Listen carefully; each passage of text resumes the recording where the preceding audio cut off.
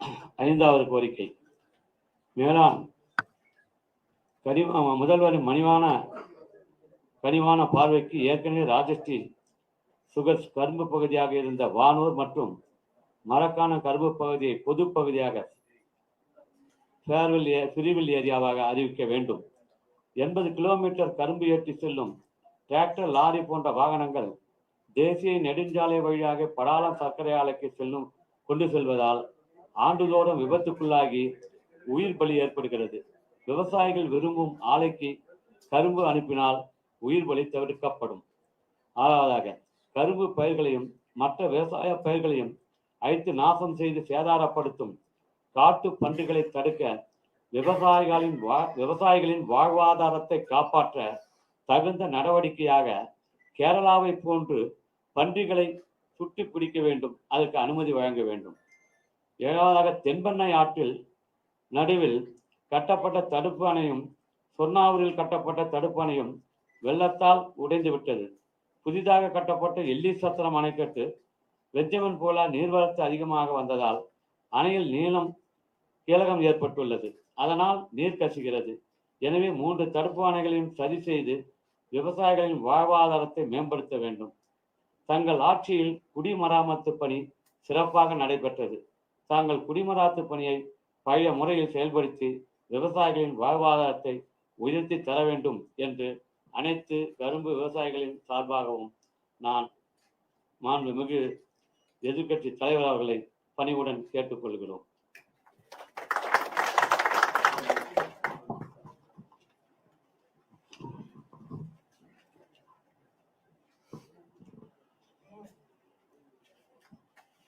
முண்டியம்பாக்கம் செஞ்சி செம்மேடு ஆலையினுடைய கரும்பு விவசாய சங்கங்கள் மற்றும் சில விவசாய சங்கங்களுடைய பிரதிநிதி கூட்டத்திலே கலந்து கொண்டு சிறப்பித்துக் கொண்டிருக்கின்ற முன்னாள் அமைச்சர், கள அமைப்பு செயலாளர், மாநில உறுப்பினர் அறிவிச்சவர் சி. சண்முகம் அவர்களே, கரும்பு விவசாய சங்கத்தினுடைய தலைவர் மரியாதைக்கு திரு டி. பாண்டியன் அவர்களே, செயலாளர் திரு எம். ஆறுமுகம் அவர்களே, பொருளாளர் திரு ஆர். இந்த நிகழ்ச்சியிலே பங்கு பெற்றிருக்கின்ற விவசாய சங்க பிரதிகளே, பத்திரிகையாளர்களே, ஊடகங்களே அனைவருக்கும் என்னுடைய வணக்கத்தை தெரிவித்து, இங்கே விவசாய சங்கத்தினுடைய பொறுப்பாளர் கிட்டத்தட்ட 8 கோரிக்கை அடங்கிய மனுவை என்னிடத்தில் வழங்கியிருக்கின்றீர்கள். அதையும் இங்கே வாசித்திருக்கின்றீர்கள். இந்த கரும்பு விவசாயிகளுக்கு ஏற்பட்டுள்ள பிரச்சனைகள் குறித்து இந்த கோரிக்கை மனுவிலே கருத்துக்களை தெரிவித்திருக்கின்றீர்கள். அதிமுக ஆட்சியை பொறுத்த வரைக்கும் விவசாயிகளுக்கு ஏராளமான நன்மைகளை செய்த அரசாங்கம். விவசாயத்திற்கு நீர் முக்கியம். அந்த நீர் சில காலகட்டத்தில் பருவமழை சரியாக பொழியாத காலங்களில் வறட்சி ஏற்பட்டு விவசாயிகள் பாதிக்கப்பட்டு விடுகிறார். அதையெல்லாம் அறிந்து ஆங்காக இருக்கின்ற ஏரிகள், குளம், குட்டை அனைத்தும் குடிமராமத்து திட்டத்தின் மூலமாக தூர்வாரப்பட்ட அந்த வண்டல் மண்ணெல்லாம் விவசாயிகளுக்கு இலவசமாக நிலங்களுக்கு இயற்கை உரமாக பயன்படுத்துகின்ற விதமாக திட்டத்தை வகுத்து விவசாய பங்களிப்போடு இந்த குடிமராமத்து திட்டத்தை நாங்கள் நிறைவேற்றி கொடுத்தோம். இதனால் விவசாயிகளுக்கு மிகப்பெரிய நன்மை கிடைத்தது. ஒருபுறம் ஏரி ஆழம் பெய்கின்ற மழைநீர் அதிக அளவு தேங்கக்கூடிய சூழ்நிலை ஏற்பட்டது. மற்றொரு புறம் இதில் அள்ளப்பட்ட வண்டல் மண் விவசாயியுடைய நிலத்திற்கு அடி உரமாக, இயற்கை உரமாக பயன்பட்டது. அதனால் விளைச்சலும் கூடுதலாக கிடைத்தது. ஆனால் இந்த அரசு பொறுப்பேற்ற பிறகு அதை அப்படி கைவிட்டு விட்டாங்க. மீண்டும் அம்மாவுடைய அரசு ஏற்பட்ட பிறகு தமிழகத்தில் 14,000 ஏரிகள் பொதுப்பணித்துறையின் கீழ் வருகிறது.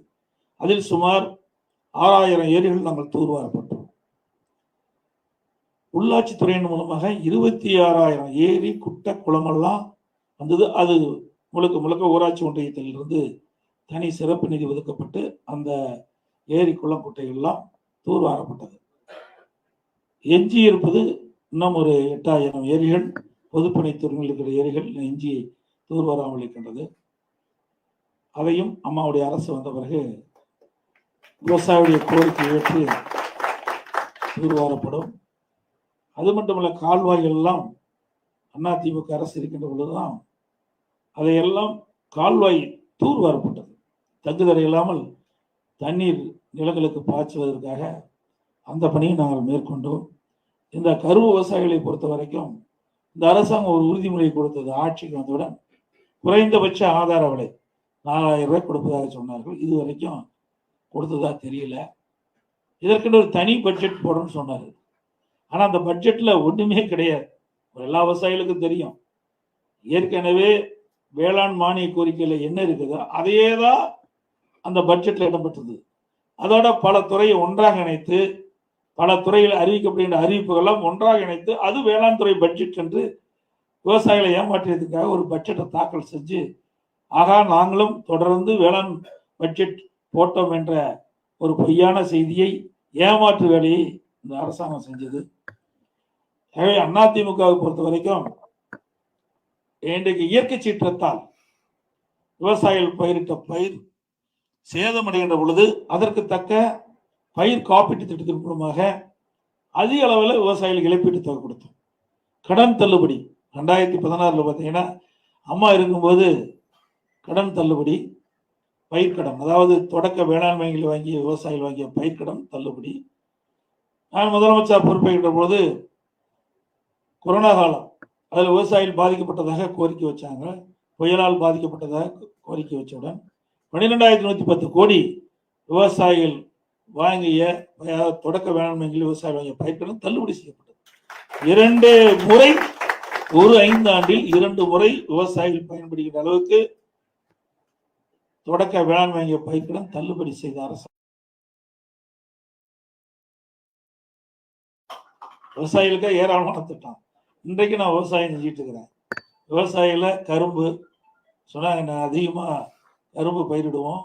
அதுவும் கரும்பு பயிரிட்டு வெள்ளம் காய்ச்சி சர்க்கரை, நாட்டு சர்க்கரை காய்ச்சி அதை எடுத்து விற்பனை செய்கிறோம். அதோட பல பயிர்கள், பருத்தி, கடலை, மஞ்சள், வாழை எல்லாமே நான் நேரடியாக எனக்கு பயிரிட தெரியும். அந்த அளவுக்கு விவசாயத்தில் எவ்வளவு கஷ்டம், துன்பம், துயரம், வேதனை என்னன்றதெல்லாம் அனுபவ நீதியாக அறிந்தவர். ஒரு குழந்தையை வளர்ப்பது போல வேளாண் பயிரை வளர்த்தா தான் விளைச்சலை பெற முடியும். அது மட்டும் இல்ல, விவசாயி என்றால் சாதாரணமாக எடுத்துக்கொள்ள முடியாது. மற்ற பணி போற கிடையாது, பகல் இரவு கிடையாது. அனைத்து நேரங்களிலும் வேலை இருக்கக்கூடிய ஒரே தொழில் விவசாய தொழில் தான். அதுக்கு ரெஸ்டே கிடையாது நமக்கு. அதே மாதிரி உபத்தொழில், விவசாய உபத்தொழில் கால்நடை வளர்ப்பு. அந்த கால்நடை வளர்ப்பு நமக்கு ஒரு உபரி வருமானம் வர வேண்டும். அதற்கும் அதிமுக ஆட்சியில நம்முடைய கள்ளக்குறிச்சி மாவட்டம், சேலம் மாவட்டத்துக்கும் எல்லையில பிரம்மாண்டம் 1000 கோடியில கட்டணும். அதை அந்த அரசு, இந்த அரசு இந்த முழுமையை திறக்கல. அதனுடைய நோக்கம் என்ன? நான் வெளிநாடு போகும்போது அங்க ஒரு பால் பண்ணை பார்வையிட்டேன், பஃபலோ பால் பண்ணை பார்வையிட்டேன். அந்த பஃபலோ பால் பண்ணையில ஒரு நாளைக்கு 1,35,000 லிட்டர் ஒரு பண்ணையிலிருந்து உற்பத்தி பண்றாங்க பால். கிட்டத்தட்ட ஒரு பசு 65 லிட்டர் பால் கறக்குது. அந்த அதே மாதிரி இன்றைக்கு கலப்பின பசுக்களை உருவாக்கி விவசாயிகளுக்கு இலவசமா கொடுத்து விவசாயிகள் இரட்டிப்பு வருமானம் பெற வேண்டும். அந்த எண்ணத்தின் அடிப்படையில் தான் இந்த கால்நடை பூங்கா ஆராய்ச்சி நிலையத்தை நாங்கள் உருவாக்கணும். அதுல நம்முடைய சீதோஷ நிலைக்கு தக்கவாறு வாழக்கூடிய கலப்பின பசுக்களை உருவாக்கி விவசாயிகளுக்கு கொடுப்பது.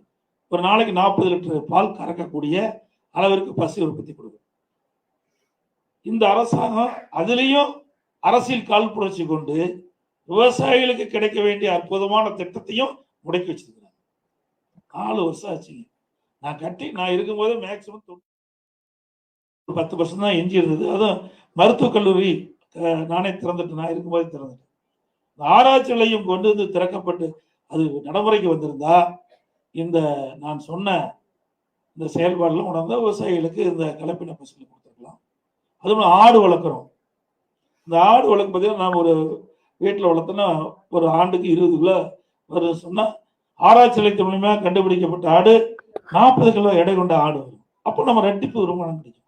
கோழி வளர்ப்பு, பன்றி வளர்ப்பு, மீன் வளர்ப்பு இதெல்லாம் இந்த ஆராய்ச்சி நிலையத்துல கண்டுபிடித்து நம்முடைய பகுதிக்கு விவசாயிகளுக்கு தேவையான அளவுக்கு நம்முடைய சீதோசனைக்கு தக்க அளவுக்கு இந்த கால்நடை வளர்ப்பை கொண்டு வர வேண்டும் என்ற அடிப்படையில் தான் இதையெல்லாம் செயல்படுத்த தொடங்கணும். பிரம்மாண்டமா கட்டி அப்படியே காட்சி அளிக்குது. வரும்போது கூட நான் பார்த்துட்டு தான் வந்தேன். உண்மையிலேயே மன வேதனை அடையுது. அது மட்டும் இல்லை, உங்களுக்கு தெரிஞ்சிருக்குமே தெரியாது, நம்மெல்லாம் பால் உற்பத்தி நமக்கு அப்பப்போ பால் உற்பத்தி பண்ணி நம்ம ஒரு உப தொழில வச்சிருக்கிறோம். நம்ம வீட்டுக்கு தேவை போக சில பேர் அங்கே இருக்கிற பால் பண்ணைக்கு நம்ம பாலை விற்பனை செய்கிறோம். அந்த பால் உற்பத்தி சிந்து மாடு, நாட்டு மாடு இருக்குது, பல வகை மாடுகள் இருக்கின்றன, பசுக்கள் இருக்கின்றன. இப்போ காலக்கண்ணுட்டி போட்டால் சிந்து மாட்டில் அதிகமாக பால் கொடுக்க மாட்டாங்க. அது நமக்கு பிரயோஜனம் இல்லாத போயிடும். அதே கிடேரி கன்று போட்டால் அதை வளர்த்தி மீண்டும் நமக்கு அந்த கன்று குட்டி மூலம் விவசாயி பசுவாகி நமக்கு பால் கொடுக்கும். அதற்காக என்ன கன்று வேணுமோ அந்த கன்றை கொடுக்கின்ற அளவுக்கு ஆராய்ச்சி நிலையத்தை நாங்கள் ஊட்டியில் கட்டி கொடுக்கறதுக்கு நம்ம கொண்டாந்து பாதியிலே நிற்கிது. 50 கோடி ரூபாயில். ஆக விவசாயிகளுக்கு எந்தெந்த வகையில் நன்மை கிடைக்க வேண்டும். விவசாயிகளுக்கு நாட்டு மாட்டில் காளைக்கிறவனா காளைக்கரை, அதே மாதிரி சிந்து மாட்டில் கிடேரிக்கிறவனா கிடேரிக்கணும். இப்படி ஒவ்வொன்றையும் பார்த்து பார்த்து செயல்படுத்திய அரசாங்கம் அதிமுக அரசாங்கம். இந்த அரசாங்கம் அத்தனையுமே இந்த ஆட்சி வந்த பிறகு பயிர் காப்பீட்டு திட்டத்துல நிறைய இடத்துல காப்பீடு திட்டத்தில் கடுமையா பாதிச்சாங்க விவசாயி. இழப்பீடு தொகை கிடைக்கல. நான் முதலமைச்சர் இருக்கும்போது கிட்டத்தட்ட 12,000 கோடி இந்தியாவிலேயே அந்த இயற்கை சீற்றத்தால் பாதிக்கப்பட்ட விவசாயிகளுக்கு அந்த பயிர் காப்பீட்டு திட்டத்திலிருந்து பாதிக்கப்பட்ட விவசாயிகளுக்கு 12,000 கோடி நான் பெற்று தந்தேன். 12,000 கோடி விவசாயிகள். விவசாயிகள் வறட்சியால் பாதிக்கப்பட்டாங்க. இந்திய அளவில் வறட்சியால் பாதிக்கப்பட்ட ஒரு அரசாங்கம் விவசாயிகளுக்கு நிதி கொடுத்த ஒரே அரசாங்கம் அதிமுக அரசாங்கம். 2,248 கோடி கொடுத்தோம். இதையெல்லாம் எதற்காக சொல்லி சொன்னால், விவசாயி என்பது ஒரு பிரதான தொழில். வேளாண் தொழில் என்பது இன்றைக்கு நாட்டு மக்களுக்கு உணவு கொடுக்கின்ற துறை தொழில். அதை சிறப்பாக செயல்படுத்த வேண்டும் என்ற எண்ணம். அது மட்டும் இல்ல, 1/4/2021 முதல் அதிமுக ஆட்சி இருக்கும்போது நான் அறிவிச்சேன், ஜீவோ போட்டேன். அதுல தேர்தல் வந்தாலும் 1/4/2021 நடைமுறைப்படுத்தப்படும் சொல்லி விவசாயிகள் எந்த நேரத்துக்கு போனாலும் பம்பு செட்டை இயக்கினா மும்முனை மின்சாரம் 24 மணி நேரம் விவசாயிகளுக்கு மும்முனை மின்சாரம் கொடுக்கப்பட வேண்டும் என்று உத்தரவை வழங்கிய அரசாங்கம் அதிமுக அரசாங்கம். இப்படி விவசாயிய கோரிக்கை முழுவதும் நிறைவேற்றப்பட்டது.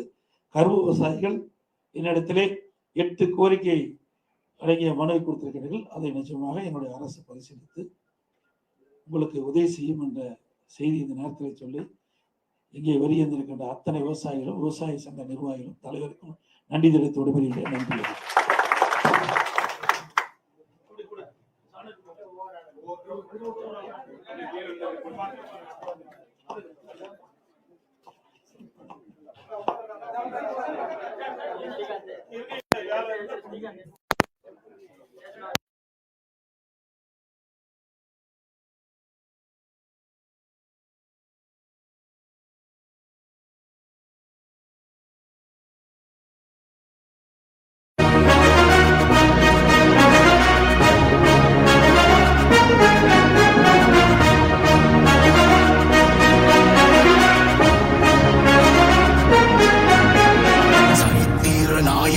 சாமானிய நாயகன், தமிழக தாய மீட்க உறுதி கொண்ட ஒரு மகன்.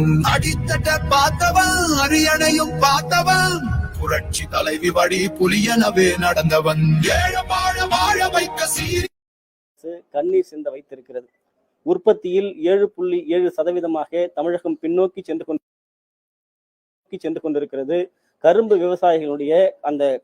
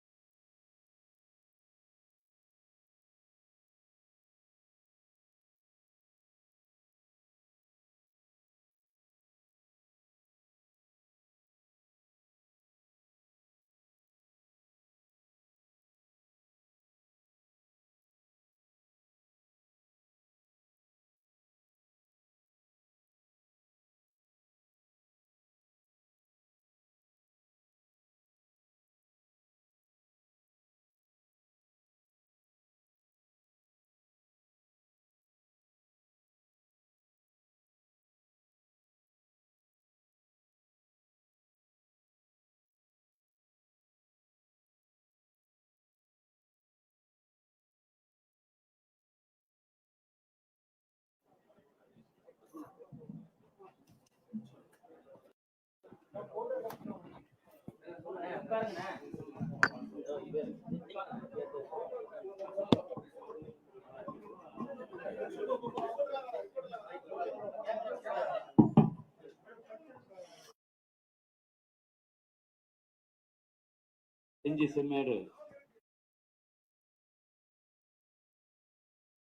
செம்மேடு ஆலைகளின் கரும்பு விவசாய சங்கம் பதிவு எண் 2171 தலைவர் வழக்கறிஞர் பாண்டியன் மாண்புமிகு முன்னாள் முதல்வர் அவர்களிடம் எங்களுடைய கோரிக்கை மனுவாக நாங்கள் எங்களுடைய தீர்மானத்தை எல்லாம் இதிலே எழுதி மாண்புமிகு முதல்வர் அவர்களை முன்னாள் முதல்வர் எதிர்கட்சி தலைவர் அவர்களிடம் அளிக்கின்றோம்.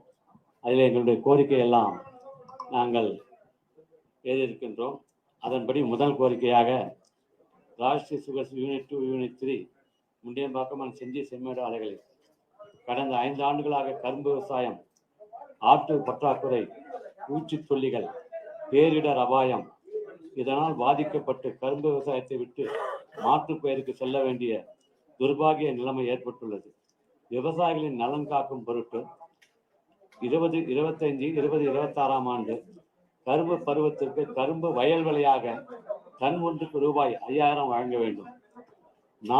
இரண்டாவதாக 4.5 அடி இடைவெளியில் அகலப்பார் முறையில் கரும்பு நடவு செய்து இயந்திரம் கொண்டு கரும்பு அறுவடை செய்யும் விவசாயிகளுக்கு டன் ஒன்றுக்கு ரூபாய் 200 மானியமாக வழங்க வேண்டும். மூன்றாவது, நீங்கள் முதலமைச்சராக இருந்தபோது தங்களால் கொண்டு வரப்பட்ட கரும்பிற்கான சிறப்பு ஊக்கத்தொகையை ஆண்டுதோறும் கணிசமாக அளவு உயர்த்தி விவசாயிகள் நலன் பெறும் வகையில் வழிவகை செய்தீர்கள். அதுபோல் வருங்காலத்திலும் தாங்கள் செய்து தர வேண்டும்.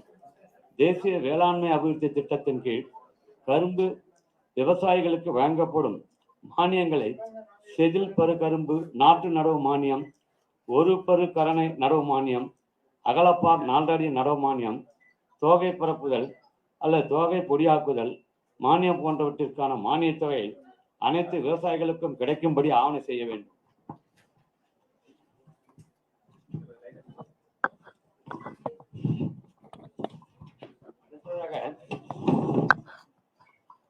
ஐந்தாவது கோரிக்கை, மேலாண்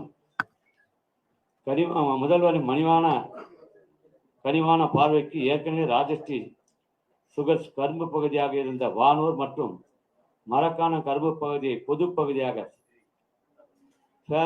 பிரிவில் ஏரியாவாக அறிவிக்க வேண்டும்.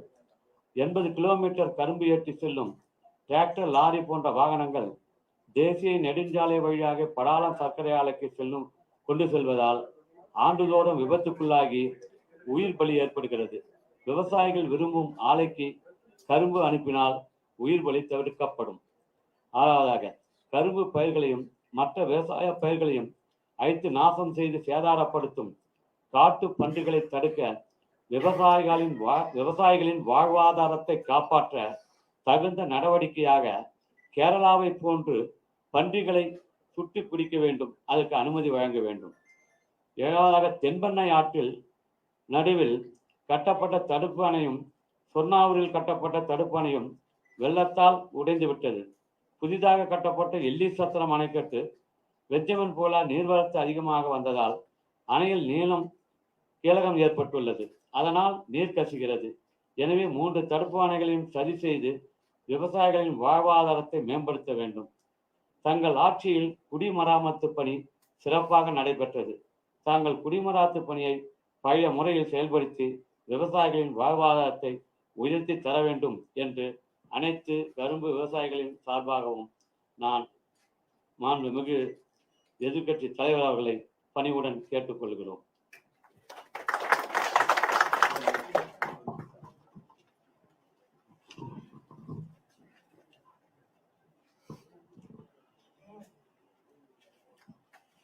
முண்டியம்பாக்கம் செஞ்சி செம்மேடு ஆலையினுடைய கரும்பு விவசாய சங்கங்கள் மற்றும்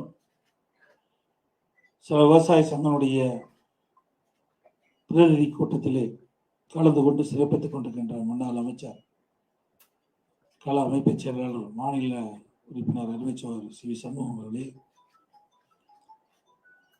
கரும்பு விவசாய சங்கத்தினுடைய தலைவர் மரியாதைக்கு திரு டி பாண்டியன் அவர்களே, செயலாளர் திரு எம் ஆறுமுகம் அவர்களே, பொருளாளர் திரு ஆர் பரமசிவம் அவர்களே, இந்த நிகழ்ச்சியிலே பங்கு பெற்றிருக்கின்ற விவசாய சங்க பிரதிகளே, பத்திரிகையாளர்களே, ஊடகங்களே அனைவருக்கும் என்னுடைய வணக்கத்தை தெரிவித்து, இங்கே விவசாய சங்கத்தினுடைய பொறுப்பாளர் கிட்டத்தட்ட 8 கோரிக்கை அடங்கிய மனுவை என்னிடத்தில் வழங்கியிருக்கின்றீர்கள். அதையும் இங்கே வாசித்திருக்கின்றீர்கள். இந்த கரும்பு விவசாயிகளுக்கு ஏற்பட்டுள்ள பிரச்சனைகள் குறித்து இந்த கோரிக்கை மனுவிலே கருத்துக்களை தெரிவித்திருக்கின்றீர்கள். அதிமுக ஆட்சியை பொறுத்த வரைக்கும் விவசாயிகளுக்கு ஏராளமான நன்மைகளை செய்த அரசாங்கம். விவசாயத்திற்கு நீர் முக்கியம். அந்த நீர் சில காலகட்டத்தில் பருவமழை சரியாக பொழியாத காலங்களில் வறட்சி ஏற்பட்டு விவசாயிகள் பாதிக்கப்பட்டு விடுகிறார். அதையெல்லாம் அறிந்து ஆங்காக இருக்கின்ற ஏரிகள், குளம், குட்டை அனைத்தும் குடிமராமத்து திட்டத்தின் மூலமாக தூர்வாரப்பட்ட அந்த வண்டல் மண்ணெல்லாம் விவசாயிகளுக்கு இலவசமாக, ஏழைகளுக்கு இயற்கை உரமாக பயன்படுத்துகின்ற விதமாக திட்டத்தை வகுத்து விவசாய பங்களிப்போடு இந்த குடிமராமத்து திட்டத்தை நாங்கள் நிறைவேற்றி கொடுத்தோம். இதனால் விவசாயிகளுக்கு மிகப்பெரிய நன்மை கிடைத்தது. ஒருபுறம் ஏரி ஆழம் பெய்கின்ற மழைநீர் அதிக அளவு தேங்கக்கூடிய சூழ்நிலை ஏற்பட்டது. மற்றொரு புறம் இதில் அள்ளப்பட்ட வண்டல் மண் விவசாயியுடைய நிலத்திற்கு அடி உரமாக, இயற்கை உரமாக பயன்பட்டது. அதனால் விளைச்சலும் கூடுதலாக கிடைத்தது. ஆனால் இந்த அரசு பொறுப்பேற்ற பிறகு அதை அப்படி கைவிட்டு விட்டாங்க. மீண்டும் அம்மாவுடைய அரசு ஏற்பட்ட பிறகு தமிழகத்தில் 14,000 ஏரிகள் பொதுப்பணித்துறையின் கீழ் வருகிறது. அதில் சுமார் 6,000 ஏரிகள் நாங்கள் தூர்வாரப்பட்டோம். உள்ளாட்சித்துறையின் மூலமாக 26,000 ஏரி, குட்டை, குளமெல்லாம் வந்தது. அது முழுக்க ஊராட்சி ஒன்றியத்திலிருந்து தனி சிறப்பு நிதி ஒதுக்கப்பட்டு அந்த ஏரி, குளம், குட்டைகள்லாம் தூர்வாரப்பட்டது. எஞ்சி இருப்பது இன்னும் ஒரு 8,000 ஏரிகள், பொதுப்பணித்துறையில் இருக்கிற ஏரிகள் எஞ்சி தூர்வாராமல் இருக்கின்றது. அதையும் அம்மாவுடைய அரசு வந்த பிறகு விவசாயியுடைய கோரிக்கை ஏற்று தூர்வாரப்படும். அது மட்டுமல்ல, கால்வாய்கள் எல்லாம் அதிமுக அரசு இருக்கின்ற பொழுதுதான் அதையெல்லாம் கால்வாய் தூர்வாரப்பட்டது. தங்குதடை இல்லாமல் தண்ணீர் நிலங்களுக்கு பாய்ச்சுவதற்காக அந்த பணியை நாங்கள் மேற்கொண்டோம். இந்த கரும்பு விவசாயிகளை பொறுத்த வரைக்கும் இந்த அரசாங்கம் ஒரு உறுதிமொழி கொடுத்தது. ஆட்சிக்கு வந்தவுடன் குறைந்தபட்ச ஆதார விலை 4,000 ரூபாய் கொடுப்பதாக சொன்னார்கள். இது வரைக்கும் கொடுத்ததா தெரியல. இதற்கென்று ஒரு தனி பட்ஜெட் போடணும்னு சொன்னார். ஆனால் அந்த பட்ஜெட்ல ஒன்றுமே கிடையாது. எல்லா விவசாயிகளுக்கும் தெரியும், ஏற்கனவே வேளாண் மானிய கோரிக்கையில என்ன இருக்குதோ அதையே தான் அந்த பட்ஜெட்ல இடம்பெற்றது. அதோட பல துறையை ஒன்றாக இணைத்து, பல துறையில் அறிவிக்கப்படுகின்ற அறிவிப்புகள்லாம் ஒன்றாக இணைத்து அது வேளாண் துறை பட்ஜெட் என்று விவசாயிகளை ஏமாற்றியதுக்காக ஒரு பட்ஜெட்டை தாக்கல் செஞ்சு, ஆகா நாங்களும் தொடர்ந்து வேளாண் பட்ஜெட் போட்டோம் என்ற ஒரு பொய்யான செய்தியை, ஏமாற்று வேலையை இந்த அரசாங்கம் செஞ்சது. எனவே அதிமுகவை பொறுத்த வரைக்கும் இன்றைக்கு இயற்கை சீற்றத்தால் விவசாயிகள் பயிரிட்ட பயிர் சேதமடைகின்ற பொழுது அதற்கு தக்க பயிர் காப்பீட்டு திட்டத்தின் மூலமாக அதிக அளவில் விவசாயிகளுக்கு இழப்பீட்டு தொகை கொடுத்தோம். கடன் தள்ளுபடி 2016 பார்த்தீங்கன்னா அம்மா இருக்கும்போது கடன் தள்ளுபடி, பயிர்க்கடன், அதாவது தொடக்க வேளாண்மைகளில் வாங்கிய விவசாயிகள் வாங்கிய பயிர்க்கடன் தள்ளுபடி. நான் முதலமைச்சர் பொறுப்பேற்ற போது கொரோனா காலம், அதில் விவசாயிகள் பாதிக்கப்பட்டதாக கோரிக்கை வச்சாங்க. புயலால் பாதிக்கப்பட்டதாக கோரிக்கை வச்சவுடன் 12,110 கோடி விவசாயிகள் வாங்கிய தொடக்க வேளாண்மைகளில் விவசாயிகள் வாங்கிய பயிர்க்கடன் தள்ளுபடி செய்யப்பட்டது. 2 முறை, ஒரு 5 ஆண்டில் 2 முறை விவசாயிகள் பயன்படுகின்ற அளவுக்கு தொடக்க வேளாண்மை வாங்கிய பயிர்க்கடன் தள்ளுபடி செய்த அரசு. விவசாயிகளுக்கு ஏராளமான திட்டம். இன்றைக்கு நான் விவசாயம் செஞ்சுட்டு இருக்கிறேன். விவசாயில கரும்பு சொன்னாங்க, நான் அதிகமாக கரும்பு பயிரிடுவோம். அதுவும் கரும்பு பயிரிட்டு வெள்ளம் காய்ச்சி சர்க்கரை, நாட்டு சர்க்கரை காய்ச்சி அதை எடுத்து விற்பனை செய்கிறோம். அதோட பல பயிர்கள், பருத்தி, கடலை, மஞ்சள், வாழை எல்லாமே நான் நேரடியாக எனக்கு பயிரிட தெரியும். அந்த அளவுக்கு விவசாயத்தில் எவ்வளோ கஷ்டம், துன்பம், துயரம், வேதனை என்னன்றதெல்லாம் அனுபவ நீதியாக அறிந்தவன். ஒரு குழந்தையை வளர்ப்பது போல வேளாண் பயிரை வளர்த்தா தான் விளைச்சலை பெற முடியும். அது மட்டும் இல்ல, விவசாயி என்றால் சாதாரணமாக எடுத்துக்கொள்ள முடியாது. மற்ற பணி போல விவசாய பணி அல்ல. அதற்கு நேர காலம் கிடையாது, பகல் இரவு கிடையாது. அனைத்து நேரங்களிலும் வேலை இருக்கக்கூடிய ஒரே தொழில் விவசாய தொழில் தான். அதுக்கு ரெஸ்டே கிடையாது நமக்கு. அதே மாதிரி உபத்தொழில், விவசாய உபத்தொழில் கால்நடை வளர்ப்பு. அந்த கால்நடை வளர்ப்பு நமக்கு ஒரு உபரி வருமானம் வர வேண்டும். அதற்கும் அதிமுக ஆட்சியில நம்முடைய கள்ளக்குறிச்சி மாவட்டம், சேலம் மாவட்டத்துக்கும் எல்லையில பிரம்மாண்ட 1000 கோடியில கட்டணும். அதை அந்த அரசு, இந்த அரசு இந்த முழுமையை திறக்கல. அதனுடைய நோக்கம் என்ன? நான் வெளிநாடு போகும்போது அங்க ஒரு பால் பண்ணை பார்வையிட்டேன். பஃபலோ பால் பண்ணை பார்வையிட்டேன். அந்த பஃபலோ பால் பண்ணையில ஒரு நாளைக்கு 1,36,000 லிட்டர் ஒரு பண்ணையிலிருந்து உற்பத்தி பண்றாங்க பால். கிட்டத்தட்ட ஒரு பசு 65 லிட்டர் பால் கறக்குது. அதே மாதிரி இன்றைக்கு கலப்பின பசுக்களை உருவாக்கி விவசாயிகளுக்கு இலவசமா கொடுத்து விவசாயிகள் ரெட்டிப்பு வருமானம் பெற வேண்டும். அந்த எண்ணத்தின் அடிப்படையில் தான் இந்த கால்நடை பூங்கா ஆராய்ச்சி நிலையத்தை நாங்கள் உருவாக்கணும். அதுல நம்முடைய சீதோஷ நிலைக்கு தக்கவாறு வாழக்கூடிய கலப்பின பசுக்களை உருவாக்கி விவசாயிகளுக்கு கொடுப்பது. ஒரு நாளைக்கு 40 லிட்டர் பால் கறக்கக்கூடிய அளவிற்கு பசு உற்பத்தி கொடுக்கும். இந்த அரசாங்கம் அதுலேயும் அரசியல் கால் புரட்சி கொண்டு விவசாயிகளுக்கு கிடைக்க வேண்டிய அற்புதமான திட்டத்தையும் முடக்கி வச்சிருக்கிறாங்க. 4 வருஷம் ஆச்சுங்க. நான் இருக்கும்போது மேக்சிமம் 10% தான் எஞ்சி இருந்தது. அதுவும் மருத்துவக் கல்லூரி நானே திறந்துட்டு, நான் இருக்கும்போது திறந்துட்டேன். ஆராய்ச்சி நிலையம் கொண்டு வந்து திறக்கப்பட்டு அது நடைமுறைக்கு வந்திருந்தா இந்த நான் சொன்ன இந்த செயல்பாடுலாம் உணர்ந்த விவசாயிகளுக்கு இந்த கலப்பின பசுக்களை கொடுத்துருக்கலாம். அதுவும் ஆடு வளர்க்குறோம். இந்த ஆடு வளர்க்கும் பார்த்தீங்கன்னா நாம் ஒரு வீட்டில் வளர்த்தோன்னா ஒரு ஆண்டுக்கு 20 கிலோ வரும் சொன்னா, ஆராய்ச்சி நிலையத்தின் மூலமா கண்டுபிடிக்கப்பட்ட ஆடு 40 கிலோ எடை கொண்ட ஆடு வரும். அப்போ நம்ம ரெட்டிப்பு வருமானம் கிடைக்கும். கோழி வளர்ப்பு, பன்றி வளர்ப்பு, மீன் வளர்ப்பு இதெல்லாம் இந்த ஆராய்ச்சி நிலையத்துல கண்டுபிடித்து நம்முடைய பகுதிக்கு விவசாயிகளுக்கு தேவையான அளவுக்கு நம்முடைய சீதோசனைக்கு தக்கவருக்கு இந்த கால்நடை வளர்ப்பை கொண்டு வர வேண்டும் என்ற அடிப்படையில் தான் இதையெல்லாம் செயல்படுத்த தொடங்கணும். பிரமாண்டமா கட்டி அப்படி காட்சி வைக்கும். வரும்போது கூட நான் பார்த்துட்டு தான் வந்தேன். உண்மையிலேயே மன வேதனை அடையுது. அது மட்டும் இல்லை, உங்களுக்கு தெரிஞ்சிருக்குமே தெரியாது, நம்மெல்லாம் பால் உற்பத்தி, நமக்கு அப்பப்போ பால் உற்பத்தி பண்ணி நம்ம ஒரு உப தொழில வச்சிருக்கிறோம். நம்ம வீட்டுக்கு தேவை போக சில பேர் அங்கங்கே இருக்கிற பால் பண்ணைக்கு நம்ம பாலை விற்பனை செய்கிறோம். அந்த பால் உற்பத்தி சிந்து மாடு, நாட்டு மாடு இருக்குது, பல வகை மாடுகள் இருக்குல்ல, பசுக்கள் இருக்குல்ல. இப்போ காலக்கண்ணுட்டி போட்டால் சிந்து மாட்டில் அதிகமாக பால் கொடுக்க மாட்டாங்க. அது நமக்கு பிரயோஜனம் இல்லாத போயிடும். அதே கிடேரி கன்று போட்டால் அதை வளர்த்தி மீண்டும் நமக்கு அந்த கன்று குட்டி மூலம் விவசாயி பசுவாகி நமக்கு பால் கொடுக்கும். அதற்காக என்ன கன்று வேணுமோ அந்த கன்றை குடிக்கின்ற அளவுக்கு ஆராய்ச்சி நிலையத்தை நாங்கள் ஊட்டியில் கட்டி கொடுக்கறதுக்கு நம்ம கொண்டாந்து பாதியிலே நிற்கிது. 50 கோடி ரூபாயில விவசாயிகளுக்கு எந்தெந்த வகையில் நன்மை கிடைக்க வேண்டும். விவசாயிகளுக்கு நாட்டு மாட்டில் காளைக்கணும்னா காளைக்கணும், அதே மாதிரி சிந்து மாட்டில் கிடேரிக்கணும்னா கிடேரிக்கணும்.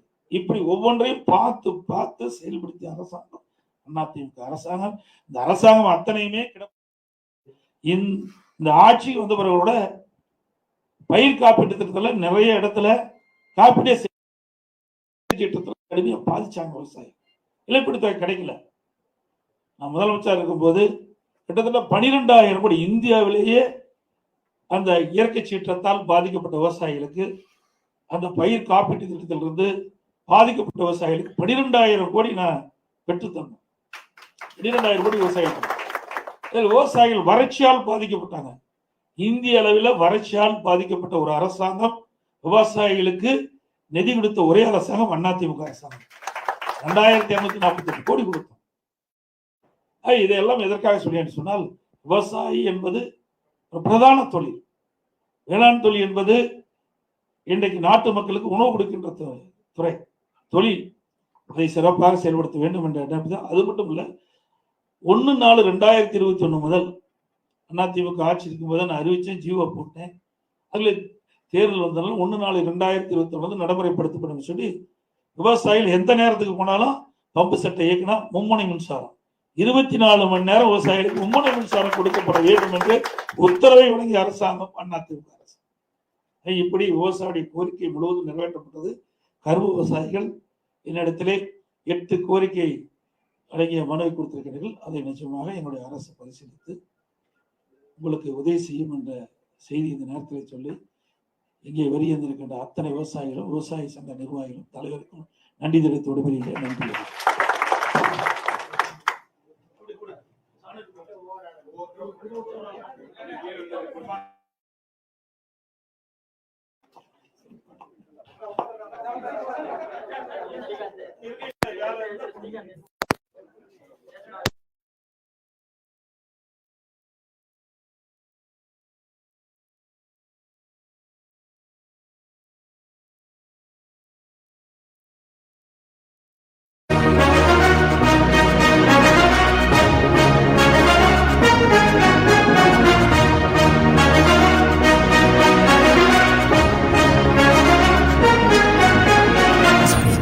நாயகன், சாமானிய நாயகன், தமிழ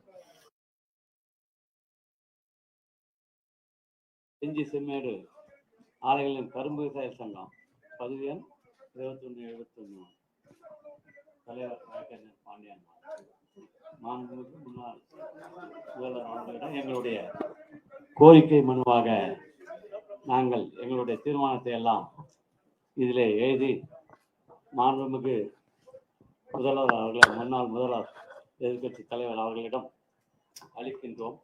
அதில் எங்களுடைய கோரிக்கை எல்லாம் நாங்கள் எழுதியிருக்கின்றோம்.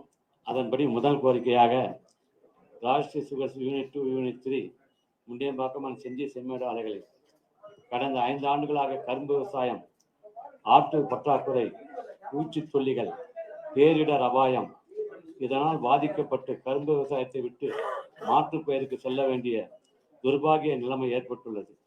விவசாயிகளின் நலன் காக்கும் பொருட்டு 2025-2026 ஆண்டு கரும்பு பருவத்திற்கு கரும்பு வயல் விலையாக டன் ஒன்றுக்கு ரூபாய் 5000 வழங்க வேண்டும்.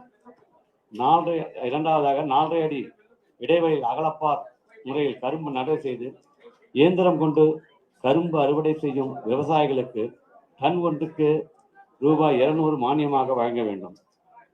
மூன்றாவது, நீங்கள் முதலமைச்சராக இருந்தபோது தங்களால் கொண்டு வரப்பட்ட கரும்பிற்கான சிறப்பு ஊக்கத்தொகையை ஆண்டுதோறும் கணிசமாக அளவு உயர்த்தி விவசாயிகள் நலன் பெறும் வகையில் வழிவகை செய்தீர்கள். அதுபோல் வருங்காலத்திலும் தாங்கள் செய்து தர வேண்டும். தேசிய வேளாண்மை அபிவிருத்தி திட்டத்தின் கீழ் கரும்பு விவசாயிகளுக்கு வழங்கப்படும் மானியங்களை செதில் பரு கரும்பு நாட்டு நடவு மானியம், ஒரு பரு கரணை நடவு மானியம், அகலப்பார் 4 அடி நடவு மானியம், தோகை பரப்புதல் அல்லது தோகை பொடியாக்குதல் மானியம் போன்றவற்றிற்கான மானியத் தொகை அனைத்து விவசாயிகளுக்கும் கிடைக்கும்படி ஆவணம் செய்ய வேண்டும்.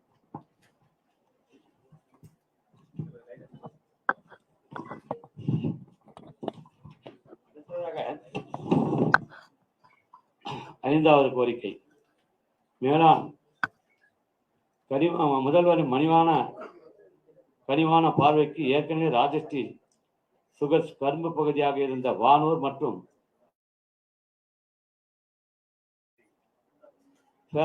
பிரிவில் ஏரியாவாக அறிவிக்க வேண்டும். 80 கிலோமீட்டர் கரும்பு ஏற்றி செல்லும் டிராக்டர், லாரி போன்ற வாகனங்கள் தேசிய நெடுஞ்சாலை வழியாக படாலம் சர்க்கரை ஆலைக்கு கொண்டு செல்வதால் ஆண்டுதோறும் விபத்துக்குள்ளாகி உயிர் பலி ஏற்படுகிறது. விவசாயிகள் விரும்பும் ஆலைக்கு கரும்பு அனுப்பினால் உயிர் பலி தவிர்க்கப்படும். ஆறாவதாக, கரும்பு பயிர்களையும் மற்ற விவசாய பயிர்களையும் அழித்து நாசம் செய்து சேதாரப்படுத்தும் காட்டு பன்றிகளை தடுக்க விவசாயிகளின் வாழ்வாதாரத்தை காப்பாற்ற தகுந்த நடவடிக்கையாக கேரளாவை போன்று பன்றிகளை சுட்டு பிடிக்க வேண்டும். அதற்கு அனுமதி வழங்க வேண்டும். ஏழாவதாக, தென்பெண்ணை ஆற்றில் நடுவில் கட்டப்பட்ட தடுப்பு அணையும் சொர்ணாவூரில் கட்டப்பட்ட தடுப்பு அணையும் வெள்ளத்தால் உடைந்து விட்டது. புதிதாக கட்டப்பட்ட எல்லி சத்திரம் அணைக்கட்டு வெஜ்ஜமன் போல நீர்வரத்து அதிகமாக வந்ததால் அணையில் கீழகம் ஏற்பட்டுள்ளது. அதனால் நீர் கசிகிறது. எனவே 3 தடுப்பு அணைகளையும் சரி செய்து விவசாயிகளின் வாழ்வாதாரத்தை மேம்படுத்த வேண்டும். தங்கள் ஆட்சியில் குடிமராமத்து பணி சிறப்பாக நடைபெற்றது. தாங்கள் குடிமராமத்து பணியை பழைய முறையில் செயல்படுத்தி விவசாயிகளின் வாழ்வாதாரத்தை உயர்த்தி தர வேண்டும் என்று அனைத்து கரும்பு விவசாயிகளின் சார்பாகவும் நான் மாண்புமிகு எதிர்க்கட்சி தலைவர் அவர்களை பணிவுடன் கேட்டுக்கொள்கிறோம்.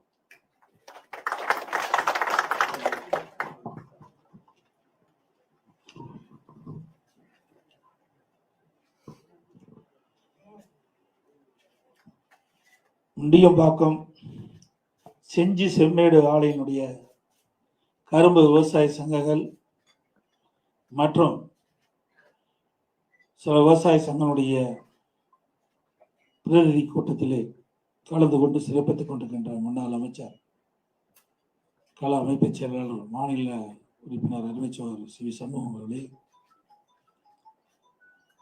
கரும்பு விவசாய சங்கத்தினுடைய தலைவர் மரியாதை திரு டி பாண்டியன் அவர்களே, செயலாளர் திரு எம் ஆறுமுகம் அவர்களே, பொருளாளர் திரு ஆர் பரமசிவம் அவர்களே, இந்த நிகழ்ச்சியிலே பங்கு பெற்றிருக்கின்ற விவசாய சங்க பிரதிகளே, பத்திரிகையாளர்களே, ஊடகங்களே அனைவருக்கும் என்னுடைய வணக்கத்தை தெரிவித்து, இங்கே விவசாய சங்கத்தினுடைய பொறுப்பாளர் கிட்டத்தட்ட 8 கோரிக்கை அடங்கிய மனுவை என்னிடத்தில் வழங்கியிருக்கின்றீர்கள். அதையும் இங்கே வாசித்திருக்கின்றீர்கள். இந்த கரும்பு விவசாயிகளுக்கு ஏற்பட்டுள்ள பிரச்சனைகள் குறித்து இந்த கோரிக்கை மனுவிலே கருத்துக்களை தெரிவித்திருக்கின்றீர்கள். அதிமுக ஆட்சியை பொறுத்த வரைக்கும் விவசாயிகளுக்கு ஏராளமான நன்மைகளை செய்த அரசாங்கம். விவசாயத்திற்கு நீர் முக்கியம். அந்த நீர் சில காலகட்டத்தில் பருவமழை சரியாக பொழியாத காலங்களில் வறட்சி ஏற்பட்டு விவசாயிகள் பாதிக்கப்பட்டு விடுகிறார். அதையெல்லாம் அறிந்து ஆங்காக இருக்கின்ற ஏரிகள், குளம், குட்டை அனைத்தும் குடிமராமத்து திட்டத்தின் மூலமாக தூர்வாரப்பட்ட அந்த வண்டல் மண்ணெல்லாம் விவசாயிகளுக்கு இலவசமாக நிலங்களுக்கு இயற்கை உரமாக பயன்படுத்துகின்ற விதமாக திட்டத்தை வகுத்து விவசாய பங்களிப்போடு இந்த குடிமராமத்து திட்டத்தை நாங்கள் நிறைவேற்றி கொடுத்தோம். இதனால் விவசாயிகளுக்கு மிகப்பெரிய நன்மை கிடைத்தது. ஒருபுறம் ஏரி ஆழம் பெய்கின்ற மழைநீர் அதிக அளவு தேங்கக்கூடிய சூழ்நிலை ஏற்பட்டது. மற்றொரு புறம் இதில் அள்ளப்பட்ட வண்டல் மண் விவசாயியுடைய நிலத்திற்கு அடி உரமாக, இயற்கை உரமாக பயன்பட்டது. அதனால் விளைச்சலும் கூடுதலாக கிடைத்தது. ஆனால் இந்த அரசு பொறுப்பேற்ற பிறகு அதை அப்படி கைவிட்டு விட்டாங்க. மீண்டும் அம்மாவுடைய அரசு ஏற்பட்ட பிறகு தமிழகத்தில் 14,000 ஏரிகள் பொதுப்பணித்துறையின் கீழ் வருகிறது. அதில் சுமார் 6,000 ஏரிகள் நாங்கள் தூர்வாரப்பட்டோம். உள்ளாட்சித்துறையின் மூலமாக 26,000 ஏரி, குட்டை, குளமெல்லாம் வந்தது. அது முழுக்க முழுக்க ஊராட்சி ஒன்றியத்திலிருந்து தனி சிறப்பு நிதி ஒதுக்கப்பட்டு அந்த ஏரி, குளம், குட்டைகள்லாம் தூர்வாரப்பட்டது. எஞ்சி இருப்பது இன்னும் ஒரு 8,000 ஏரிகள், பொதுப்பணித்துறையில் இருக்கிற ஏரிகள் எஞ்சி தூர்வாராமல் இருக்கின்றது. அதையும் அம்மாவுடைய அரசு வந்த பிறகு விவசாயியுடைய கோரிக்கை ஏற்று தூர்வாரப்படும். அது மட்டுமல்ல, கால்வாய்கள் எல்லாம் அதிமுக அரசு இருக்கின்ற பொழுதுதான் அதையெல்லாம் கால்வாய் தூர்வாரப்பட்டது. தங்குதடை இல்லாமல் தண்ணீர் நிலங்களுக்கு பாய்ச்சுவதற்காக அந்த பணியை நாங்கள் மேற்கொண்டோம். இந்த கரும்பு விவசாயிகளை பொறுத்த வரைக்கும் இந்த அரசாங்கம் ஒரு உறுதிமொழி கொடுத்தது. ஆட்சிக்கு வந்தவுடன் குறைந்தபட்ச ஆதார விலை 4,000 ரூபாய் கொடுப்பதாக, இதற்கென்று ஒரு தனி பட்ஜெட் போடணும்னு சொன்னாரு. ஆனா அந்த பட்ஜெட்ல ஒண்ணுமே கிடையாது. எல்லா விவசாயிகளுக்கும் தெரியும், ஏற்கனவே வேளாண் மானிய கோரிக்கையில என்ன இருக்குதோ அதையே தான் அந்த பட்ஜெட்ல இடம்பெற்றது. அதோட பல துறையை ஒன்றாக இணைத்து, பல துறையில் அறிவிக்கப்படுகின்ற அறிவிப்புகள்லாம் ஒன்றாக இணைத்து அது வேளாண் துறை பட்ஜெட் என்று விவசாயிகளை ஏமாற்றியதுக்காக ஒரு பட்ஜெட்டை தாக்கல் செஞ்சு, ஆகா நாங்களும் தொடர்ந்து வேளாண் பட்ஜெட் போட்டோம் என்ற ஒரு பொய்யான செய்தியை, ஏமாற்று வேலையை இந்த அரசாங்கம் செஞ்சது. எனவே அதிமுகவை பொறுத்த வரைக்கும் இன்றைக்கு இயற்கை சீற்றத்தால் விவசாயிகள் பயிரிட்ட பயிர் சேதமடைகின்ற பொழுது அதற்கு தக்க பயிர் காப்பீட்டு திட்டத்தின் மூலமாக அதிக அளவில் விவசாயிகளுக்கு இழப்பீட்டு தொகை கொடுத்தோம். கடன் தள்ளுபடி 2016 பார்த்தீங்கன்னா அம்மா இருக்கும்போது கடன் தள்ளுபடி, பயிர்க்கடன், அதாவது தொடக்க வேளாண்மைகளில் வாங்கிய விவசாயிகள் வாங்கிய பயிர்க்கடன் தள்ளுபடி. நான் முதலமைச்சர் பொறுப்பேற்ற பொழுது கொரோனா காலம், அதில் விவசாயிகள் பாதிக்கப்பட்டதாக கோரிக்கை வச்சாங்க. புயலால் பாதிக்கப்பட்டதாக கோரிக்கை வச்சவுடன் 12,110 கோடி விவசாயிகள் வாங்கிய தொடக்க வேளாண்மைகளில் விவசாயிகள் வாங்கிய பயிர்க்கடன் தள்ளுபடி செய்யப்பட்டது. 2 முறை, ஒரு 5 ஆண்டில் 2 முறை விவசாயிகள் பயன்படுகின்ற அளவுக்கு தொடக்க வேளாண்மை வாங்கிய பயிர்க்கடன் தள்ளுபடி செய்த அரசு. விவசாயிகளுக்கு ஏராளமான திட்டம். இன்றைக்கு நான் விவசாயம் செஞ்சுட்டு இருக்கிறேன். விவசாயில கரும்பு சொன்னாங்க, நான் அதிகமாக கரும்பு பயிரிடுவோம். அதுவும் கரும்பு பயிரிட்டு வெள்ளம் காய்ச்சி சர்க்கரை, நாட்டு சர்க்கரை காய்ச்சி அதை எடுத்து விற்பனை செய்கிறோம். அதோட பல பயிர்கள், பருத்தி, கடலை, மஞ்சள், வாழை எல்லாமே நான் நேரடியாக எனக்கு பயிரிட தெரியும். அந்த அளவுக்கு விவசாயத்தில் எவ்வளவு கஷ்டம், துன்பம், துயரம், வேதனை என்ன என்பதெல்லாம் அனுபவ நீதியாக அறிந்தவர். ஒரு குழந்தை வளர்ப்பது போல வேளாண் பயிரை வளர்த்தா தான் விளைச்சலை பெற முடியும். அது மட்டும் இல்ல, விவசாயி என்றால் சாதாரணமாக எடுத்துக்கொள்ள முடியாது. மற்ற பணி போற விவசாய பணி அல்ல. அதற்கு நேரம் காலம் கிடையாது, பகல் இரவு கிடையாது. அனைத்து நேரங்களிலும் வேலை இருக்கக்கூடிய ஒரே தொழில் விவசாய தொழில் தான். அதுக்கு ரெஸ்டே கிடையாது நமக்கு. அதே மாதிரி உபத்தொழில், விவசாய உபத்தொழில் கால்நடை வளர்ப்பு. அந்த கால்நடை வளர்ப்பு நமக்கு ஒரு உபரி வருமானம் வர வேண்டும். அதற்கும் அதிமுக ஆட்சியில நம்முடைய கள்ளக்குறிச்சி மாவட்டம், சேலம் மாவட்டத்துக்கும் எல்லையில பிரம்மாண்ட 1000 கோடியில கட்டணும். அதை இந்த அரசு இந்த முழுமையை திறக்கல. அதனுடைய நோக்கம் என்ன? வெளிநாடு போகும்போது அங்க ஒரு பால் பண்ணை பார்வையிட்டோம். பஃபலோ பால் பண்ணை பார்வையிட்டோம். அந்த பஃபலோ பால் பண்ணையில ஒரு நாளைக்கு 1,36,000 லிட்டர் ஒரு பண்ணையிலிருந்து உற்பத்தி பண்றாங்க பால். கிட்டத்தட்ட ஒரு பசு 65 லிட்டர் பால் கறக்குது. அதே மாதிரி இன்றைக்கு கலப்பின பசுக்களை உருவாக்கி விவசாயிகளுக்கு இலவசமாக கொடுத்து விவசாயிகள் ரெட்டிப்பு வருமானம் பெற வேண்டும். அந்த எண்ணத்தின் அடிப்படையில் தான் இந்த கால்நடை பூங்கா ஆராய்ச்சி நிலையத்தை நாங்கள் உருவாக்கணும். அதுல நம்முடைய சீதோஷ நிலைக்கு தக்கவாறு வாழக்கூடிய கலப்பின பசுக்களை உருவாக்கி விவசாயிகளுக்கு கொடுப்பது. ஒரு நாளைக்கு 40 லிட்டர் பால் கறக்கக்கூடிய அளவிற்கு பசு உற்பத்தி கொடுக்கும். இந்த அரசாங்கம் அதுலேயும் அரசியல் கால் புரட்சி கொண்டு விவசாயிகளுக்கு கிடைக்க வேண்டிய அற்புதமான திட்டத்தையும் முடக்கி வச்சிருக்கிறாங்க. 4 வருஷம் ஆச்சுங்க. நான் இருக்கும்போது மேக்சிமம் 10% தான் எஞ்சி இருந்தது. அதுவும் மருத்துவக் கல்லூரி நானே திறந்துட்டு, நான் இருக்கும்போது திறந்துட்டேன். ஆராய்ச்சி நிலையம் கொண்டு வந்து திறக்கப்பட்டு அது நடைமுறைக்கு வந்திருந்தா இந்த நான் சொன்ன இந்த செயல்பாடுலாம் உணர்ந்த விவசாயிகளுக்கு இந்த கலப்பின பசுக்களை கொடுத்துருக்கலாம். அதுவும் ஆடு வளர்க்குறோம். இந்த ஆடு வளர்க்கும் பார்த்தீங்கன்னா நாம் ஒரு வீட்டில் வளர்த்தோன்னா ஒரு ஆண்டுக்கு 20 கிலோ வருது சொன்னால், ஆராய்ச்சி நிலையத்தின் மூலியமா கண்டுபிடிக்கப்பட்ட ஆடு 40 கிலோ எடை கொண்ட ஆடு வரும். அப்போ நம்ம ரெட்டிப்பு வருமானம் கிடைக்கும். கோழி வளர்ப்பு, பன்றி வளர்ப்பு, மீன் வளர்ப்பு இதெல்லாம் இந்த ஆராய்ச்சி நிலையத்தில் கண்டுபிடித்து நம்முடைய பகுதிக்கு விவசாயிகளுக்கு தேவையான அளவுக்கு நம்முடைய சீதோசனைக்கு தக்க அளவுக்கு இந்த கால்நடை வளர்ப்பை கொண்டு வர வேண்டும் என்ற அடிப்படையில் தான் இதையெல்லாம் செயல்படுத்த தொடங்கணும். பிரமாண்டமாக கட்டி அப்படி காட்சி வைக்கும். வரும்போது கூட நான் பார்த்துட்டு தான் வந்தேன். உண்மையிலேயே மன வேதனை அடையுது. அது மட்டும் இல்லை, உங்களுக்கு தெரிஞ்சிருக்குமே தெரியாது நம்மெல்லாம் பால் உற்பத்தி நமக்கு அப்பப்போ பால் உற்பத்தி பண்ணி நம்ம ஒரு உப தொழில வச்சுக்கிறோம். நம்ம வீட்டுக்கு தேவை போக சில பேர் அங்கே இருக்கிற பால் பண்ணைக்கு நம்ம பாலை விற்பனை செய்கிறோம். அந்த பால் உற்பத்தி சிந்து மாடு, நாட்டு மாடு இருக்குது, பல வகை மாடுகள் இருக்குல்ல, பசுக்கள் இருக்குல்ல. இப்போ காலக்கண்ணுட்டி போட்டால் சிந்து மாட்டில் அதிகமாக பால் கொடுக்க மாட்டாங்க.